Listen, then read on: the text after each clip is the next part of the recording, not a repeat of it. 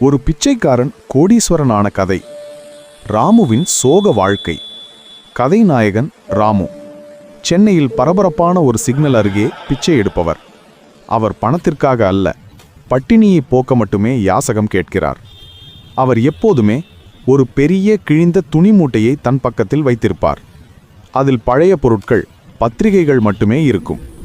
ஒரு நாள் செல்வந்தர் ஒருவரின் மகள் ராமுவுக்கு பிச்சை போடும்போது அவரது துணி மூட்டையில் இருந்த பழமையான துருப்பிடித்த ஒரு நாணயம் அவளது கவனத்தை ஈர்க்கிறது. அது ஒரு சாதாரண நாணயம் அல்ல என்று அவள் உணர்கிறாள். அவள் ராமுவிடம் வற்புறுத்தி அந்த நாணயத்தை எடுத்துக்கொண்டு அதற்கு பதிலாக அதிக பணம் கொடுத்துவிட்டு செல்கிறாள்.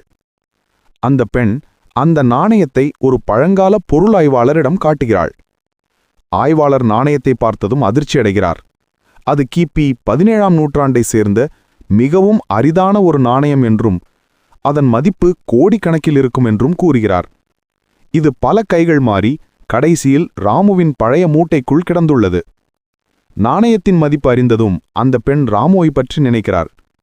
ராமுவின் கஷ்டம் அவளுக்கு தெரிகிறது. அவள் உடனடியாக ராமுவை தேடி அதே சிக்னலுக்கு ஓடுகிறாள். ஆனால் ராமு அந்த இடத்தில் இல்லை. அவனை கண்டுபிடிப்பது ஒரு பெரும் சவாலாக மாறுகிறது.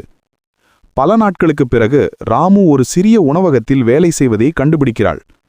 அவள் நடந்த அனைத்தையும் அவனிடம் சொல்கிறாள். ராமுவால் நம்பவே முடியவில்லை. நாணயத்தின் மதிப்பில் பாதியை ராமுவுக்கும் மீதி பாதியை பிச்சைக்காரர்களின் மறுவாழ்வு மையங்களுக்கும் கொடுத்து உதவுவதாக அந்த பெண் கூறுகிறார். ஒரே இரவில் ராமு பிச்சைக்கார வாழ்க்கையிலிருந்து விடுபட்டு கோடீஸ்வரனாக மாறுகிறான். அவன் தன் புதிய வாழ்க்கையை ஒரு சிறிய தொழில் தொடங்கி தான் முன்பு இருந்த நிலைமையை போன்றவர்களுக்கு உதவுவதில் கழிக்கிறான். உங்களுக்கு பிடித்த கதை சொல்லுங்கள். கமெண்டில் அடுத்த வீடியோ பதிவிறக்கம் செய்வோம். இந்த வீடியோ பிடித்திருந்தால் லைக் பண்ணுங்கள், ஷேர் பண்ணுங்கள், சப்ஸ்கிரைப் பண்ணுங்கள்.